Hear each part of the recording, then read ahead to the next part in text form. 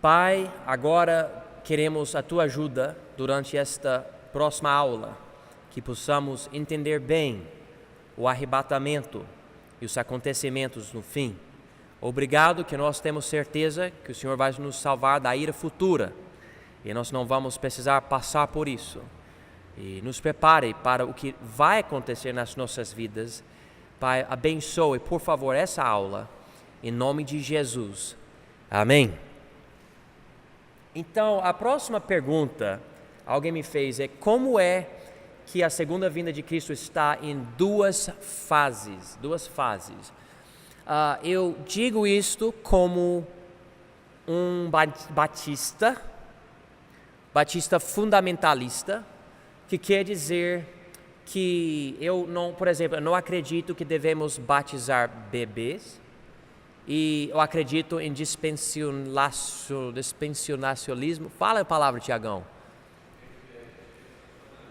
Dispensacionalismo. Olha, eu sei falar isso no inglês, mas no português é mais difícil para mim. Eu acredito que, por exemplo, Israel não é a igreja e a igreja não é Israel. Eu acredito que Deus tem um plano para a nação de Israel, mas que hoje, principalmente, Ele está operando na igreja. Você não precisa entender o porquê eu falei tudo que eu acabei de falar, mas os teólogos que vão assistir no YouTube vão entender por quê. Mas eu acredito dessa forma. Existem várias interpretações da Bíblia sobre esta questão, as duas fases da segunda vinda de Cristo. Eu quero mostrar para vocês o que a Bíblia diz, e vocês podem chegar às suas próprias conclusões. Mas eu acredito que Jesus, pode ser hoje à noite, vai chegar nas nuvens, sendo Filho de Deus, e nós que somos da igreja, salvos, não todo mundo que frequenta a igreja, mas os que são da igreja mesmo, vão ser arrebatados para encontrar Ele lá nas nuvens, e nós estaremos sempre com Ele, sempre. Mas o que acontece nessa terra não é simplesmente todo mundo vai para o céu, não, há muito mais que vai acontecer aqui. Por um período de pelo menos 7 anos, essa terra vai continuar sem a presença da igreja, a verdadeira igreja. Vai ter igrejas, sim, mas como eu falei ontem à noite no culto, muitas dessas igrejas vão apoiar o anticristo. No fim desses 7 anos, ou mais, Jesus vai voltar na segunda fase, que é quando os pés dele tocam na terra. Ele estará aqui no trono dele. Então a primeira fase, ele está nas nuvens. Segunda fase, ele toca na terra, ok? Essas são as duas fases, o arrebatamento primeiro e depois quando ele vem no trono dele. Normalmente, teologicamente falando, falamos que o arrebatamento não é a segunda vinda é quando ele vem para ter o reino milenar, mas as duas coisas, quanto a mim, são aquela reunião com ele. Então eu digo as duas fases, e tem outros que falam também as duas fases da segunda vinda de Cristo. Eu não acredito que nós vamos passar pela tribulação, não acredito. Tem teólogos que acreditam que nós vamos passar 3 anos e meio aqui, e na segunda metade da tribulação todo mundo vai embora. Tem outras pessoas que não acreditam que nós vamos escapar, mas nós vamos passar pela tribulação. E tem outras ideias também, coisas, né? Interpretações. Eu quero simplesmente ler a Bíblia e aceitar o que ela diz de uma forma literal, a não ser que a passagem, pelo contexto, me mostre algo mais alegórico. E eu sei que a Bíblia tem símbolos, tem uma linguagem às vezes mais enigmática, mais simbólica, eu sei, então precisamos aceitar isso. Mas vamos começar aqui com 1 Tessalonicenses capítulo 4, e nós vamos ver onde Paulo dá consolo para os irmãos dessa igreja, porque algumas pessoas tinham falado algumas coisas, o povo ficou preocupado. Ele falou: olha, é o seguinte, sobre os mortos, e sobre vocês. É isso que vai acontecer.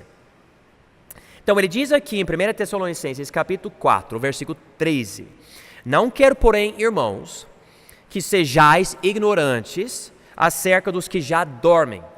E já dormem quer dizer morreram, mas como vocês sabem, biblicamente, não é que a alma está dormindo, porque a Bíblia diz em outras passagens, no momento que você morre, você vai na presença de Jesus. Não existe essa ideia da alma dormir, mas com certeza existe a ideia do corpo dormir, porque a Bíblia diz que esse corpo aqui que morre, vai ser ressuscitado, ok? E vai ser até glorificado. Algo que eu não consigo explicar, mas é o que a Bíblia diz. Então, quando você morrer, sendo crente, você vai dormir, mas é o corpo que dorme. Mas você não, você vai na presença de Deus. E Pedro fala sobre isto, Paulo fala sobre isto, é um fato bíblico. Mas vamos continuar, porque não é o foco hoje à noite. Para que não vos entristeçais como os demais, que não têm esperança. Nós temos porque somos salvos. Porque se cremos que Jesus morreu e ressuscitou, assim também aos que em Jesus dormem, Deus os tornará a trazer com Ele. Então olha aqui, tem gente que morreu e olha aqui, vão voltar com Ele. Ok?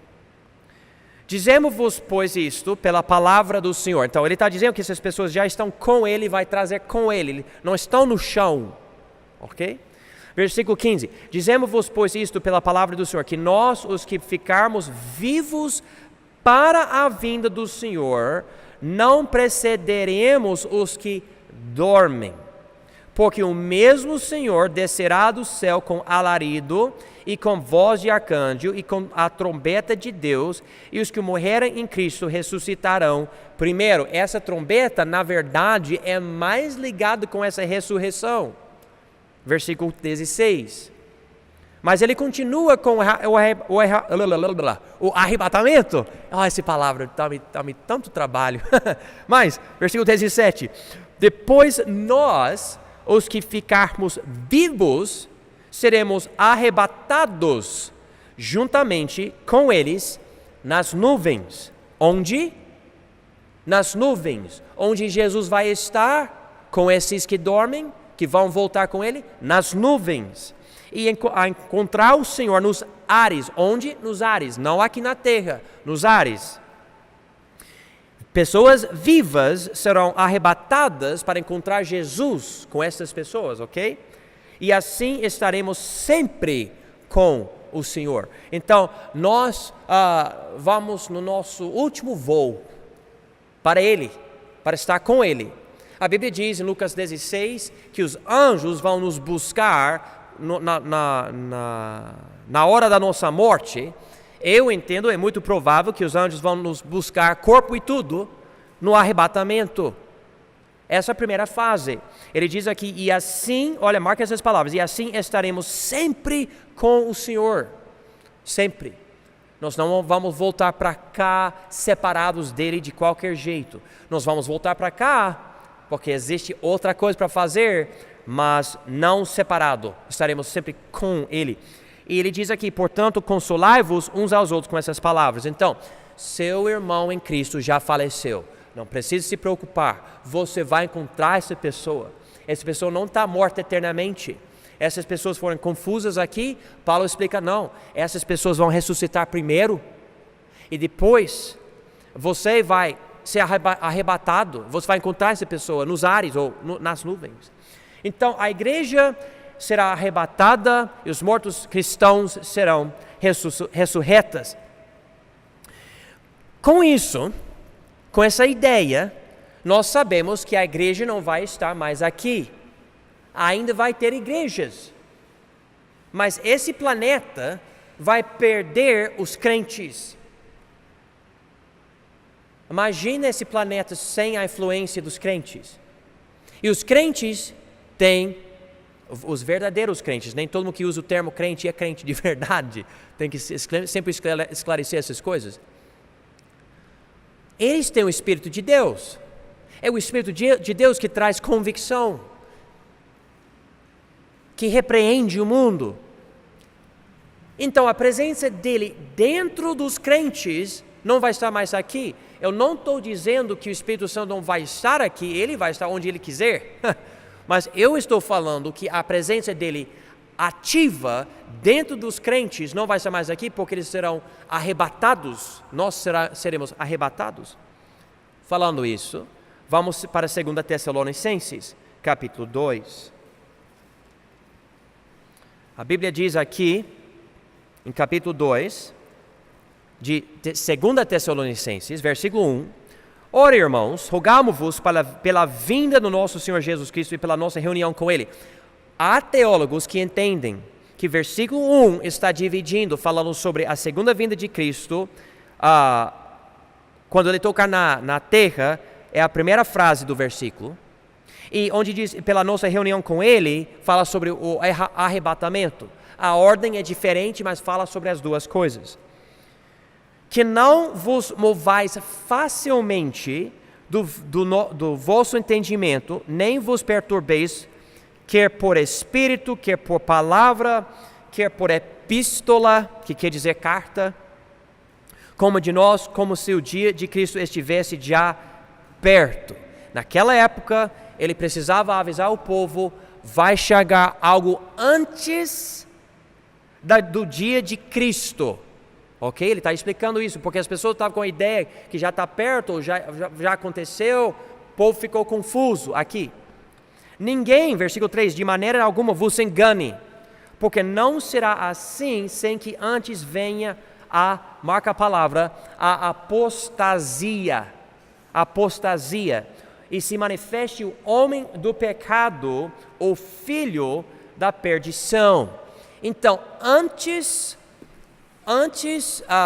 da vinda de Cristo,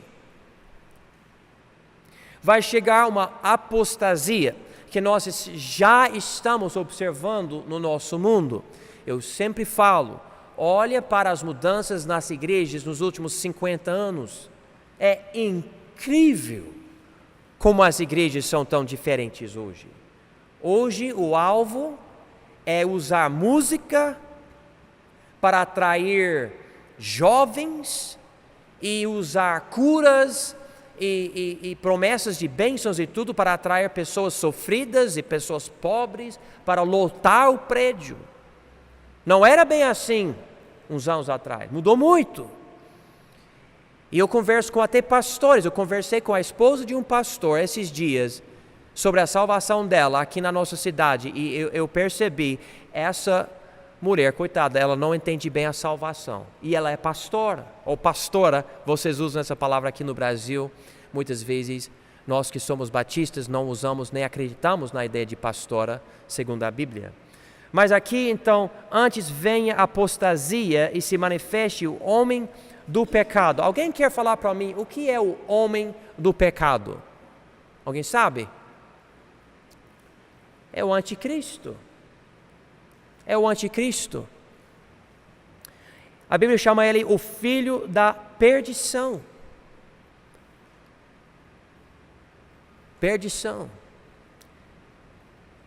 O qual, versículo 4, se opõe e se levanta contra tudo que se chama Deus, ou se adora, ok? Então ele é muito, muito horrível, ele é cruel, ele é uma pessoa do pecado mesmo, ele é contra a adoração de Deus, de sorte que se assentará como Deus no templo de Deus, querendo parecer Deus. Então, a Daniel fala muito sobre isso, e a Apocalipse também.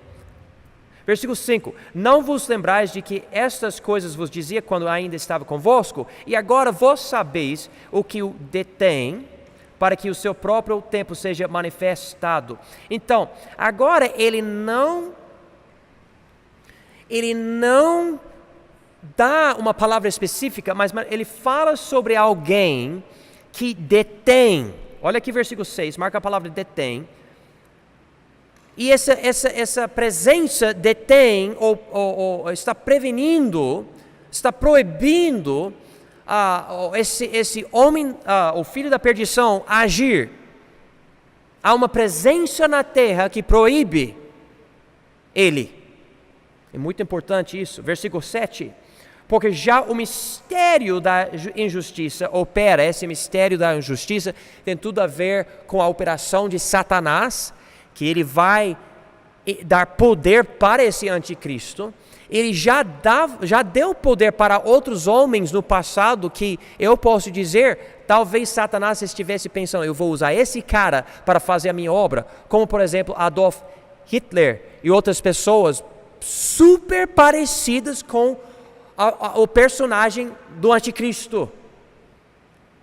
Incrível como, por exemplo, na Alemanha, ele convenceu os pastores das igrejas, tiraram a cruz em cima dos batistérios e colocaram a esvástica, vocês falam, em cima dos batistérios dentro das igrejas. Eu não sei se vocês estão vendo o que eu estou falando, mas é incrível. Isso aconteceu em 1941 a 45, durante a guerra, na verdade, antes e entrando na guerra. Versículo 7 continua, somente há um que agora o retém, mesma palavra, usa detém em versículo 6, mas mesma palavra em versículo 7, retém até que do meio seja tirado. Então há uma presença que não permite isso acontecer, que está no meio.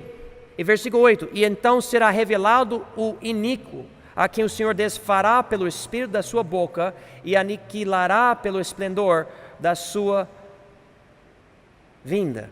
Então, aparentemente, alguém que está aqui, que vai ser tirado para que esse anticristo possa fazer a obra dele.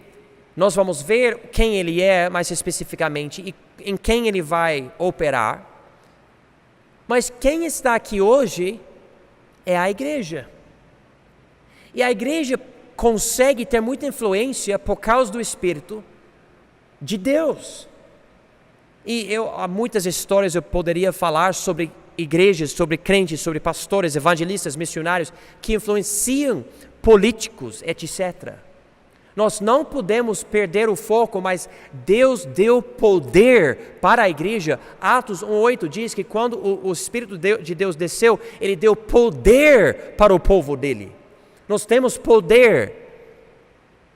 Mas um dia, no arrebatamento, a presença de Deus na igreja vai sumir 100%, porque nós não vamos estar mais aqui. Vai ser um planeta sem a consciência da igreja. E ele diz que daí esse, versículo 8, será revelado, esse iníquo, a quem o Senhor desfará pelo Espírito da sua boca. Mas quando? A Bíblia diz que Deus não vai desfazer ele até depois dos 7 anos da tribulação, ou na verdade da aliança que ele vai fazer com Israel, que ele mesmo vai quebrar na metade dessa aliança, porque é uma aliança de 7 anos e em 3 anos e meio ele quebra a aliança. Essa é uma coisa profetizada. E a igreja não vai estar aqui porque Deus vai segurar esse tipo de pessoa até o arrebatamento. Essa é a ideia aqui. E Deus vai aniquilar ele pelo esplendor da sua vinda. Jesus vai vir com fogo, é uma coisa intensa. Já vai ter muito fogo, etc., durante a tribulação, especialmente a segunda metade da tribulação. As pessoas vão dizer que a própria ira do Cordeiro, ou a ira de Jesus, mas o anticristo não vai ser eliminado até o fim. Ele vai ser lançado no lago de fogo. Versículo 9. E esse cuja vinda é segundo a eficácia de Satanás, que é algo profetizado no Apocalipse e em outros livros, com todo o poder e sinais e prodígios de mentira e com todo o engano da injustiça para os que perecem, porque não receberem o amor da verdade para se salvarem.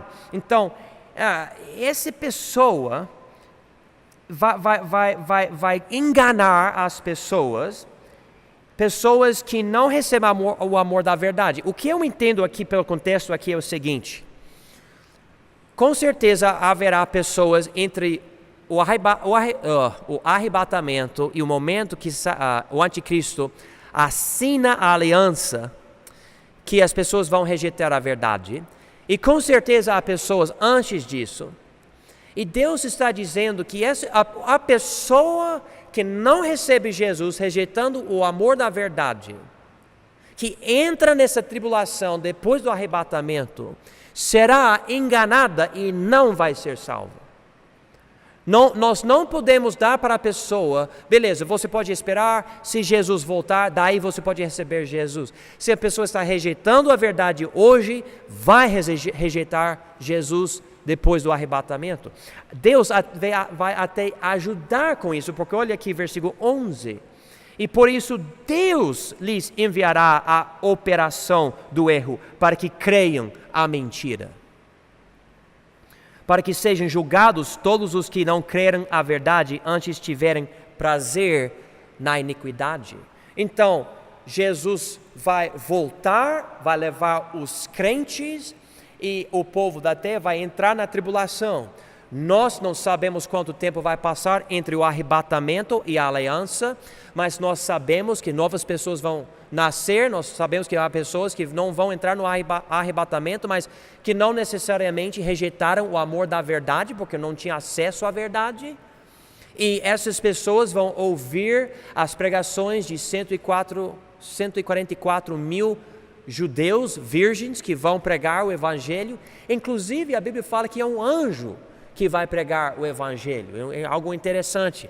Mas e o planeta vai ouvir a pregação do evangelho durante essa época. A Bíblia fala sobre isso no livro de Apocalipse, mas aqui a manifestação do anticristo, ele vai enganar muito, e isso para mostrar a iniquidade do coração do homem, e a igreja será resgatada da era futura. Em 1 Tessalonicenses, capítulo 5, deixa eu ver aqui que eu estou dando a passagem certa para vocês. Versículo 5, capítulo 5 de 1 Tessalonicenses, versículo 9, diz aqui, porque Deus não nos destinou para a ira, mas para a aquisição da salvação por nosso Senhor Jesus Cristo.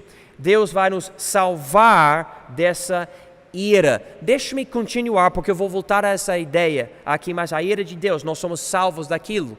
E essa ira vai chegar aqui na terra durante a tribulação. A Bíblia fala isso no livro de Apocalipse. Mas vamos ver outra coisa. Não tenho muito tempo aqui, estou perdendo tempo. Vamos para o livro de Daniel. Eu queria lidar com tudo isso rapidinho. Mas Daniel capítulo 9, essa é uma profecia tão exata, tão incrível, tão interessante. Todo crente deve entender essa profecia. Eu tenho tão pouco tempo, mas vamos ver essa aqui rapidinho. Essa profecia foi dada a Daniel, mas foi selada. Sendo assim, Deus usou uma linguagem às vezes que confundia um pouco, porque não era a hora de entender. Agora com o Novo Testamento podemos entender, e essa linguagem não fica tão complicada, porque temos a nova revelação pelo Novo Testamento. Então aqui em Daniel 9, versículo 24, ele diz 70 semanas, que o povo não entendeu que essas semanas na verdade são anos. Hoje nós fazemos os cálculos e percebemos que essas semanas são anos. Ok? E 70 semanas é 70 vezes 7, dá 490 anos, ok? O povo de Israel estava em outro país, porque foi levado em exílio para outro lugar, estava sofrendo, estava na Babilônia, que se tornou a Pérsia, etc. E Deus deu profecia para Daniel. Eu estou preparando 70 semanas para o teu povo. 70 semanas. Mas durante essas 70 semanas, vai chegar uma brecha onde Deus não vai ativamente operar no povo de Israel. Essa é a época da igreja. Nós estamos nessa época agora. Falando isto, deixe-me rapidamente passar isso para vocês. Daniel capítulo 9, versículo 24. Deus falando aqui, 70 semanas estão determinadas sobre o teu povo, que é Israel, ok? Ele não está falando sobre a igreja, mas sobre Israel. É muito importante distinguir isso. 70 semanas, ou 490 anos. E sobre a tua santa cidade, para cessar a transgressão, e para dar fim aos pecados, e para expiar a iniquidade, e trazer a justiça eterna, e selar a visão e a profecia, e para ungir o Santíssimo, ok? Então, tudo isso no versículo 24, ele diz, eu dou 70 semanas para realizar essas coisas. Versículo 25, sabe e entende, desde a saída da ordem para restaurar e para edificar a Jerusalém, ok? Então, ele está dando o início. O povo estava na Babilônia, Jerusalém estava em chamas, estava só entulho. Ele falou, mas vai chegar uma ordem para restaurar Jerusalém, que aconteceu com Ciro, o rei da Pérsia. Ele diz, começando naquele momento, até ao Messias. Alguém me diga, quem é o Messias? Jesus, ok? Usamos hoje a palavra Cristo, do grego, mas do hebraico é Messias. Então ele vai vir, ele é o príncipe. Quantas semanas vão passar? Ele diz 7 semanas e 62 semanas. Então ele está dividindo isto, dizendo há 434 anos e 49 anos. Então ele está dividindo assim. As ruas e o muro se reedificarão, mas em tempos angustiosos. E depois das 62 semanas, será, olha aqui, cortado o Messias. Essa profecia é tão incrível. Porque Deus está dizendo, vocês estão em Babilônia, mas daqui 434 anos, o Messias vai estar aqui, ele vai morrer. Eles nem acreditavam nisso, não entendiam isso. Tinha profecias, Isaías tinha falado sobre isso, mas eles não entendiam esse tipo de coisa. Mas ele vai ser cortado, mas não para si mesmo. E tem algumas interpretações, mas eu acho a interpretação muito interessante, que fala sobre a expiação dos nossos pecados pela morte dele. E o povo do príncipe, aqui, note, esse príncipe é outro. Marca aqui, esse príncipe aqui não é Jesus, é o anticristo. Ok? O povo do príncipe que há de vir, esse outro príncipe, esse povo destruirá a cidade e o santuário, e o seu fim será com uma inundação. Então ele disse em versículo 25, eles vão restaurar esse lugar, e em versículo 26 ele fala que o povo do príncipe vai destruir de novo. Sabe o que aconteceu depois da morte do Messias? Tito de Roma, não da Babilônia, mas de Roma, entrou e derrubou tudo de novo. E você pode ir lá para Israel hoje para ver o resultado. E o seu fim será com uma inundação, e foi, porque Roma entrou e devastou o lugar. E até ao fim haverá guerra. E estão determinadas as assolações. E é verdade, muita guerra, problema, etc. Daí, chegamos no versículo 27. E ele aqui, esse príncipe, cujo povo destruiu. Mas vendo o número de anos, esse príncipe, então, representa o espírito de anticristo. Mas um dia, o anticristo mesmo, esse príncipe, vai firmar uma aliança. E a Bíblia diz aqui, por uma semana. Lembra, cada dia é um ano, então essa semana de 7 dias representa quantos anos? 7 anos. E a Bíblia fala em vários lugares sobre uma semana, e dá muitas vezes, os 7 anos, e dá muitas vezes a metade disso. Inclusive nos livros de Daniel e Apocalipse, você vai ver essa semana dividida em duas partes, duas metades.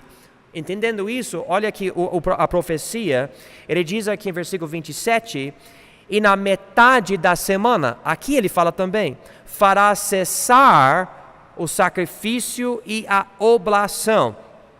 Então, ele vai estabelecer aliança com Israel, com outros povos, para os judeus poderem sacrificar novamente no templo, que nem existe hoje, em Israel.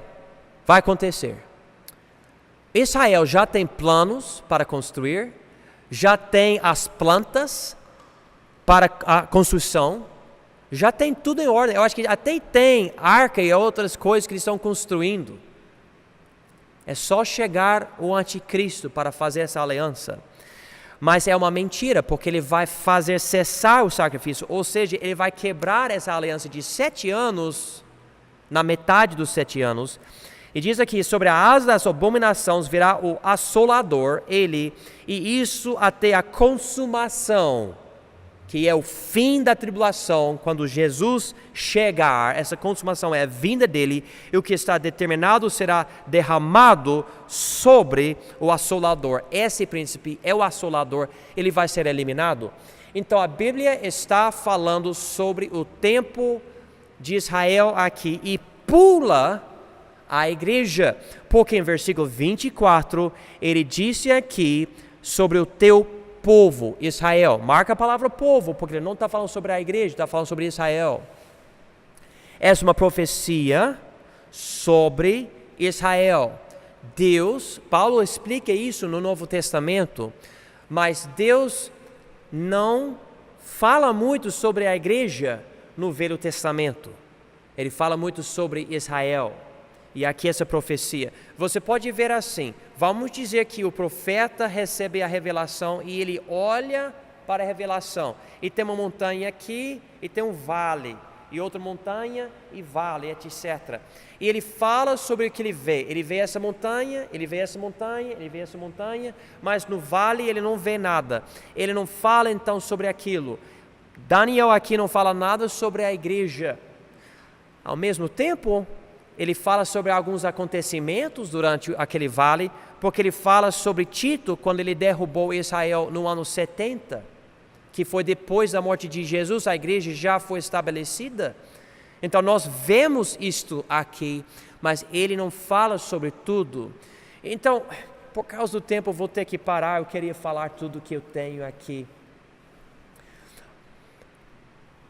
Quando Jesus voltar a segunda vez, a primeira vez nas nuvens, segunda vez na terra, ele vai estar em Jerusalém, ele vai reinar, ele vai ter o trono dele. Satanás, que vai controlar o anticristo durante a tribulação, ele vai ser preso, ele vai ser lançado no abismo. Alguém pode me dizer quanto tempo ele vai passar no abismo?